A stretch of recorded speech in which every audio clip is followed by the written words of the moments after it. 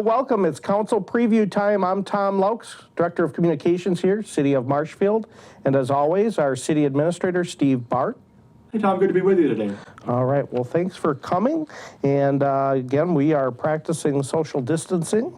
That's why we only have 2 cameras instead of the third that most people are used to.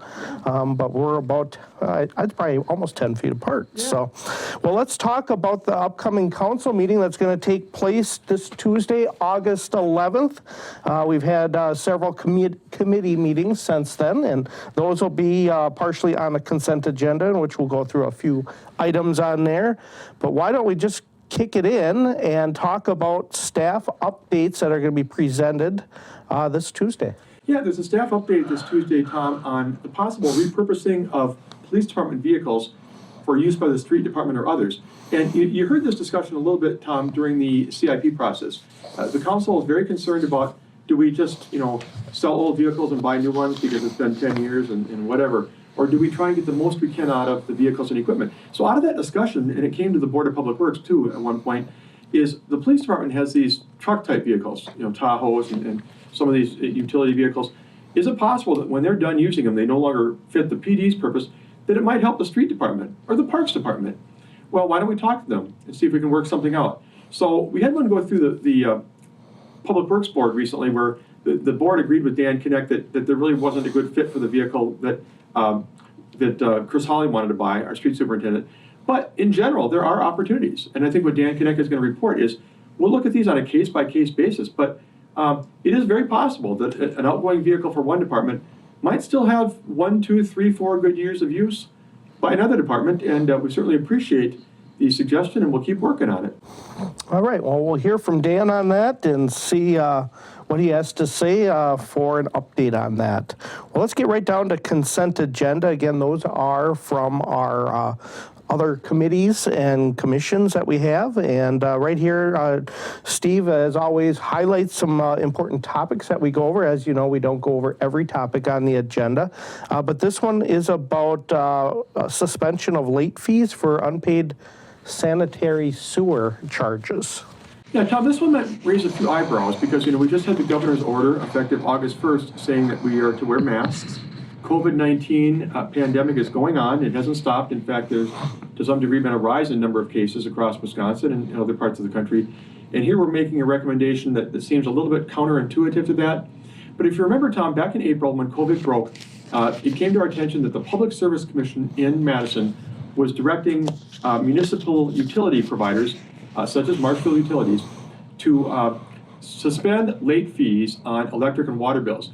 That's just a way of saying, we understand you're hurting, people are getting furloughed, people are losing their jobs, small business men and women are seeing reductions in their profits and, all these kind of things. It might be a good time to give the public a break and show them that we care. So the city turned right around and followed suit and adopted Resolution 2020-13 that said, we're going to do the same thing for sanitary sewer. If you have a delinquent sanitary sewer bill, we are not going to charge you interest during this pandemic. So now you look at it and say, well, how come you're reversing it now if the pandemic continues? But the PSC directed that electric and water utility providers go back to using late fees. It doesn't mean that we don't feel for residents, but the safer at home order was a big part of what the PSC was responding to. If you think about it back then, the non-essential businesses were closed and a lot of things were happening. So even with the governor's masking order, most businesses are open and activities can go on. So the thought is now it's time to get back to our regular process of assessing late fees on sanitary sewer accounts effective going back to July 15th.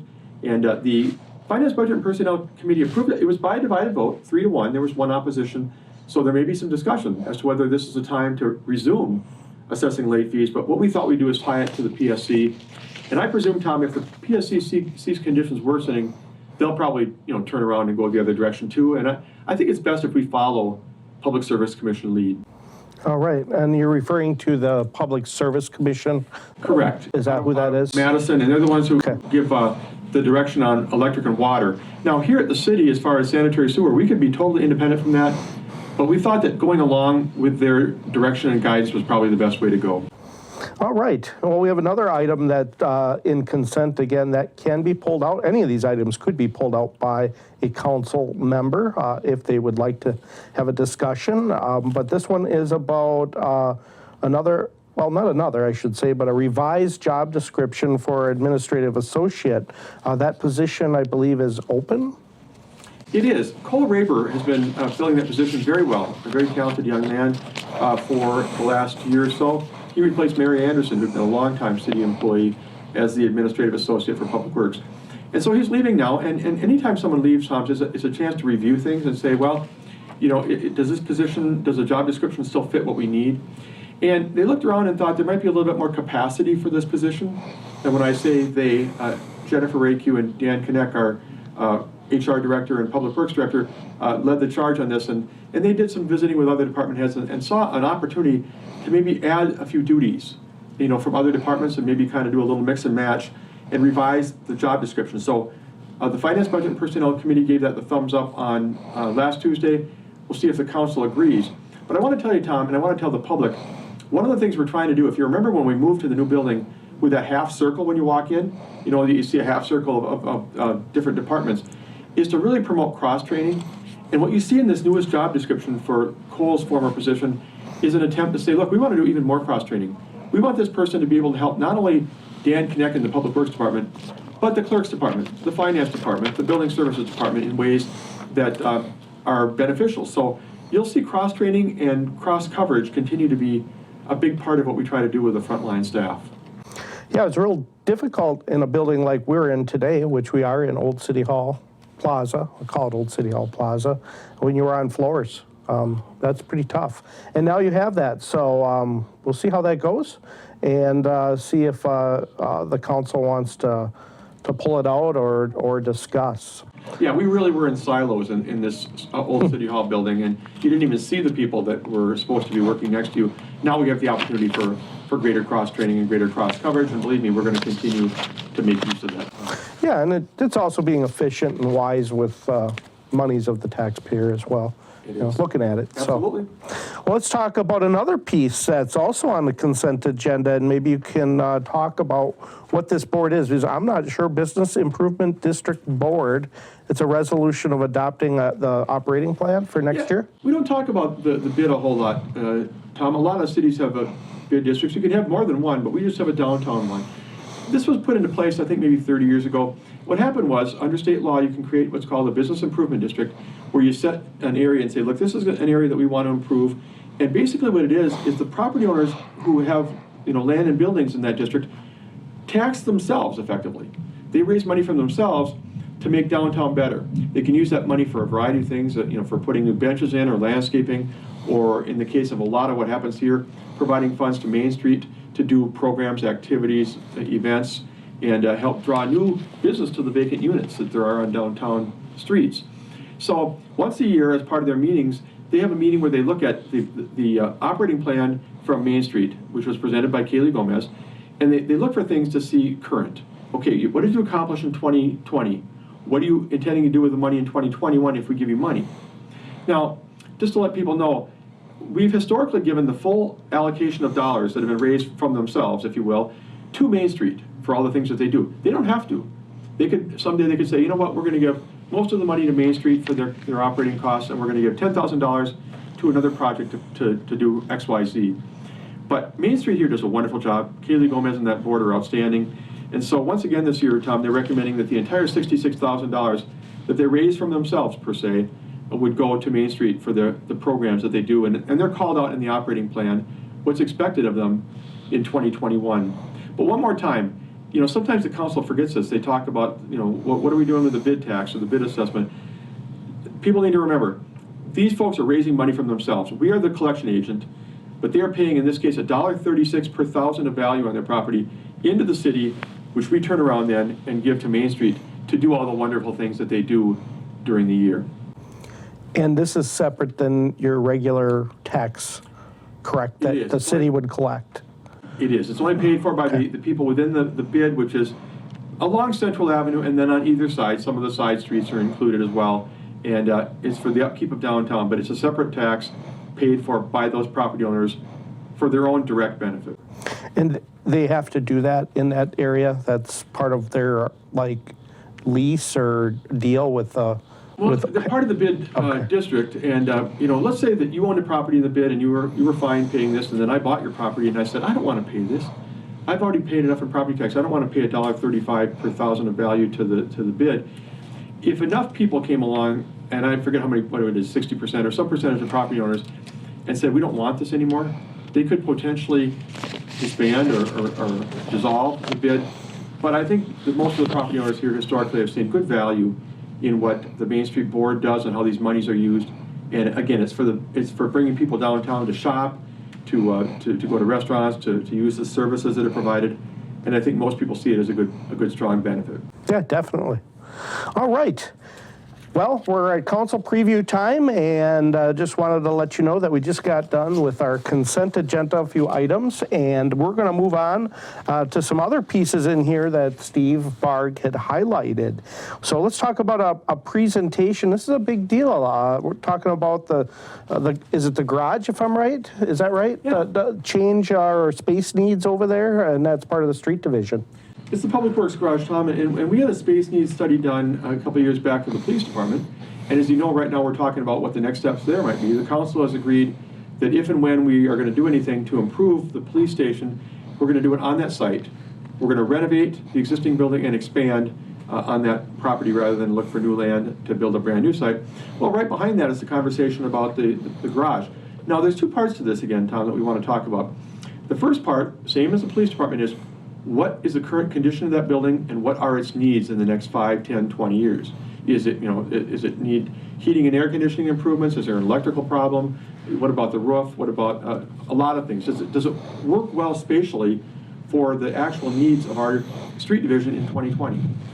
Right behind that, though, is the idea that if and when we ever are going to move, because you've heard talk before since you've been here, I think you've been here a year and a half now, about people saying, well, why do you have a public works garage with outside storage of snowplows and stuff in your downtown? That's kind of weird, right? Well, it's not what you would normally design.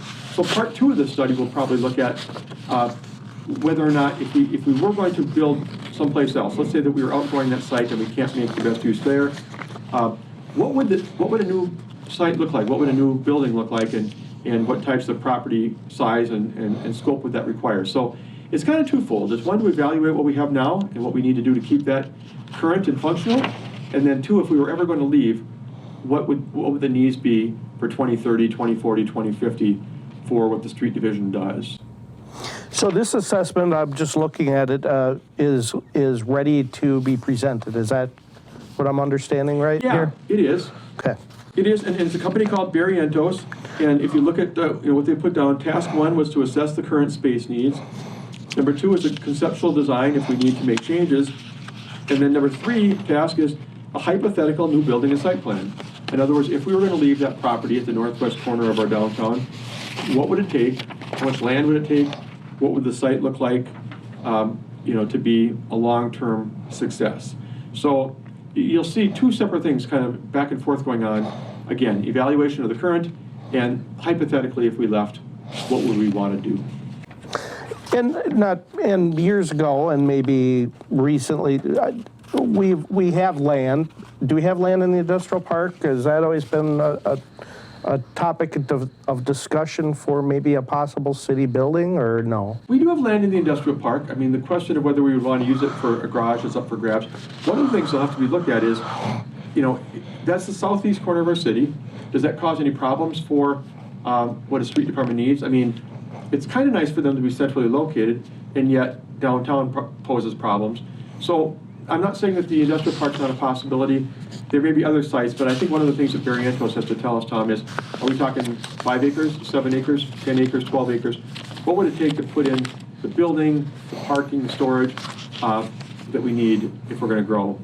Yeah, it's never a cheap process, but needs to be done, and see where we're at, and look at what happens. We'll see what happens from Dan's presentation. It's Dan that'll be giving that. Dan will be introducing someone from Barrientos who will actually present the study and answer council questions. And people might be thinking, is this going to happen next year? Is this going to happen in 2 years? Well, really the police station is kind of the front one right now. So this will be behind that. So we may be talking, maybe 10 years out, but you have to plan. Think about how long it was planned to build a new library. I mean, I heard Lori Belanchi say how many years that was in the works. You have to start the ball rolling and plan and prepare for the next one. Yeah, you guys see 20 years on the pool or more. Yeah, absolutely. And now it's coming to fruition, so that's a good thing. Well, let's talk about TIDS. That's always been a topic around here, or really anywhere. Annual TID update by our finance director. I guess just again, TID, TIF, maybe difference if there is? Yeah, well, first, you got a report in your packet with a nice little blue cover that you can look at while I'm talking. TID and TIF you hear differently. A lot of people say, we're going to create a TIF. That's not really right. TIF stands for tax incremental financing. What you really, the word we should use when we talk about a district is a TID, a tax incremental district.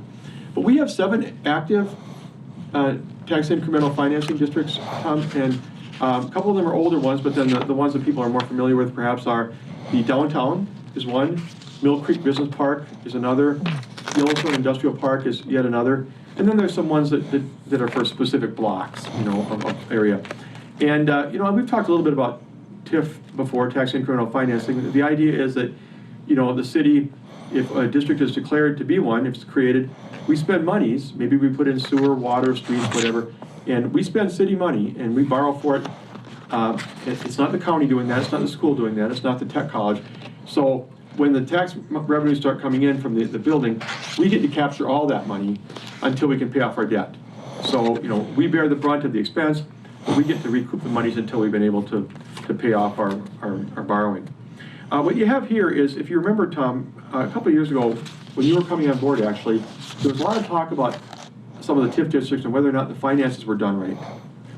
And, there were some movements made from one fund to another, and questions were raised, really good ones were raised. And Ron Elman, our finance director, has done a wonderful job of clearing this up along with Ellers, our financial advisor.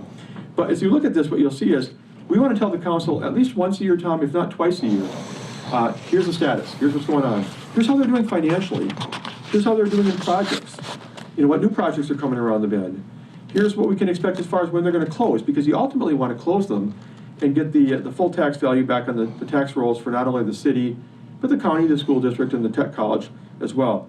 So if I page through, I look at TID 5, Mill Creek Business Park. It was created in 1997. As of 2015, we can't spend any more money on it for new improvements.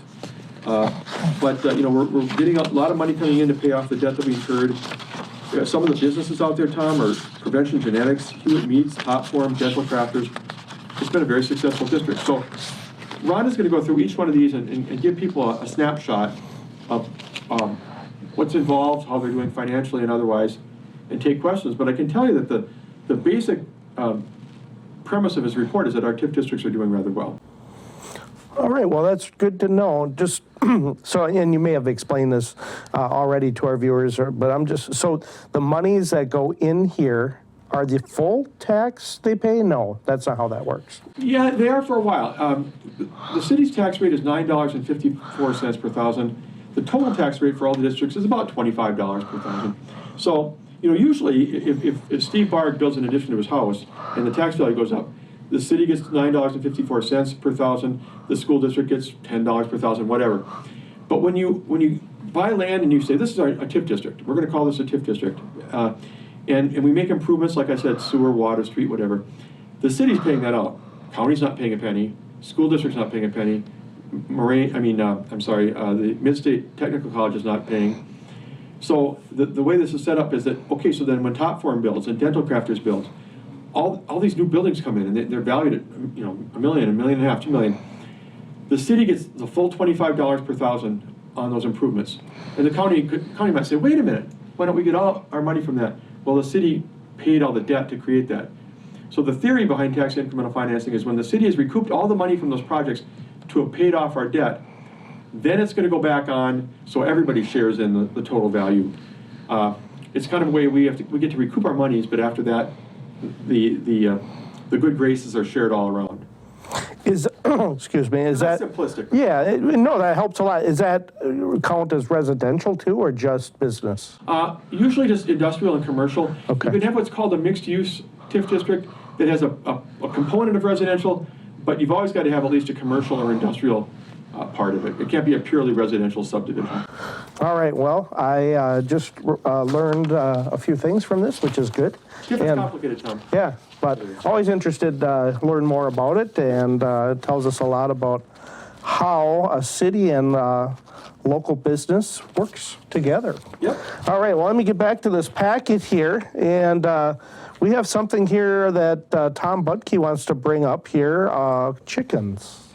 Yeah, this is a popular topic across Wisconsin. I came on board with the city, Tom, in January of 2011, and I walked right into discussion of the chicken ordinance.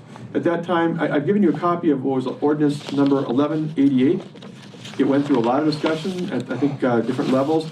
The council had a first reading, and they brought it to second reading, and it was defeated. I think it was defeated by a vote of 6-3, which would suggest that one member was gone, but ultimately the council said they don't want to do this. And the theory is, and across the state, there's different versions of this, farm animals are meant for rural areas. But the case has been made, look, could I not have 3 or 4 chickens in a little coop behind my garage? I mean, who's it going to bother? Why is that a problem?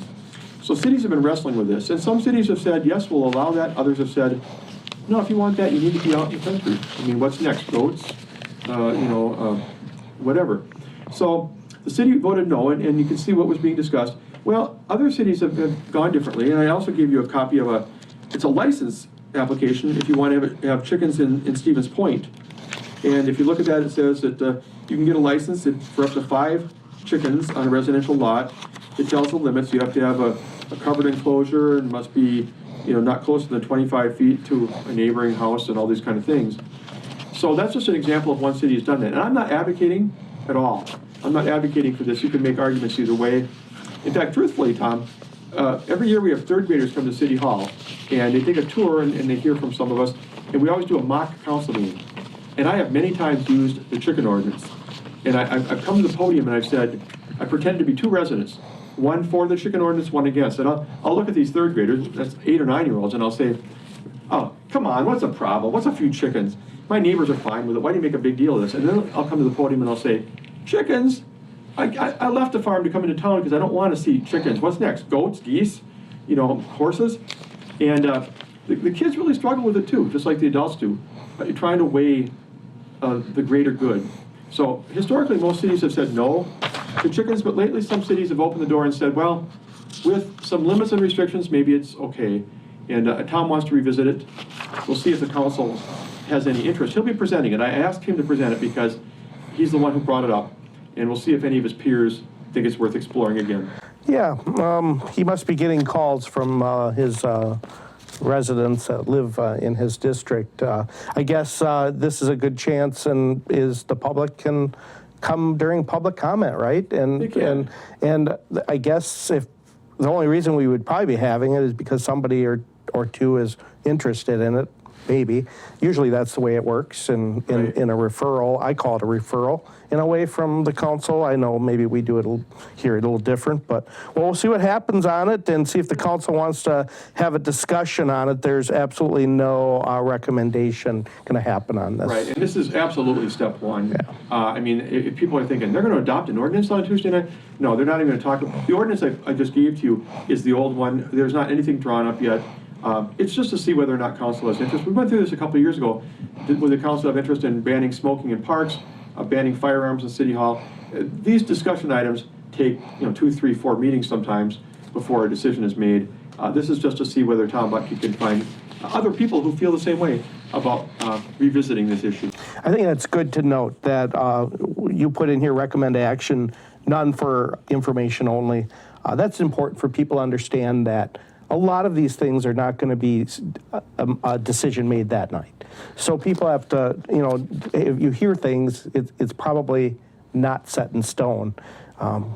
That's where a lot of things get off on social media, unfortunately. So you got to make sure, just wanted to point out that we have a lot of recommend actions, but it's really informational, like street. We're not going to go build a garage tomorrow.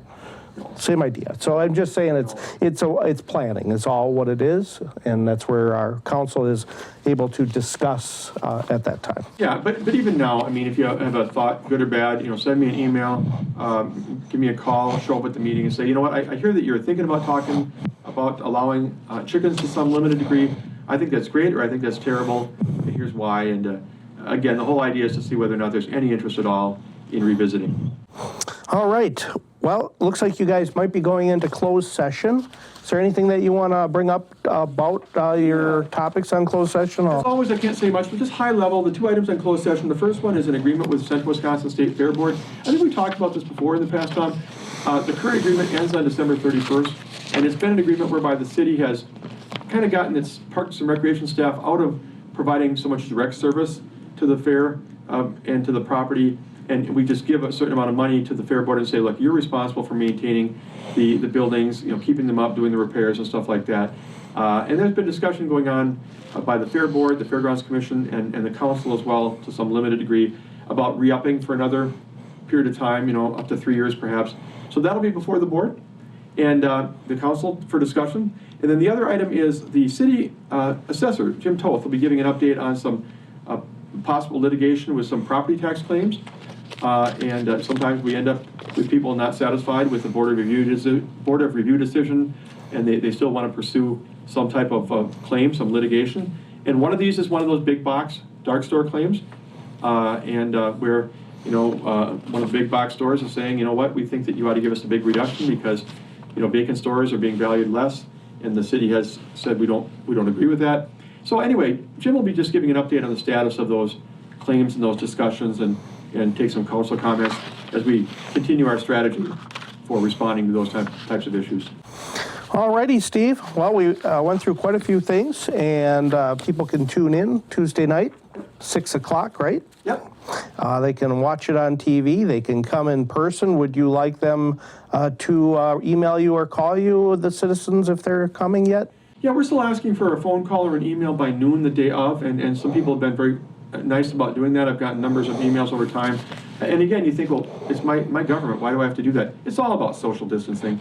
The more people we know are coming, the more we can maybe move the chairs around before the meeting. And we've talked about this before. You've been part of this, Tom. We have overflow potentially in the lobby or in the conference room. So we want to know if we're expecting more citizens. Yes, it's a different world we live in now than it was a year ago at this time, and we just want to make sure that it's safe for everybody. That's what's more important, is to make sure that we are thinking of everybody as best we can. So, all right, well, they can call you 486-2003, excuse me. I'll say it again, 486-2003, or email steve.barg, is with a B, B-A-R-G, at ci.marshfield.wi.us. And again, thank you, Steve, for sharing all this information to us. Appreciate it. Let me follow up on my contact information. Yeah. I want people to know that if you call or email me, I'm going to take it very seriously. Very often I take the information you give me and I forward it to the entire council and the applicable staff if there's ideas or suggestions. All right. Well, with that said, thanks again, Steve. And we will meet back up here for council preview in 2 weeks. Sounds good, Tom. And that'll be our second council meeting of the month, like we always have two here. And again, August 11th, 6 p.m. is the council meeting. Watch us then. Thanks for joining us.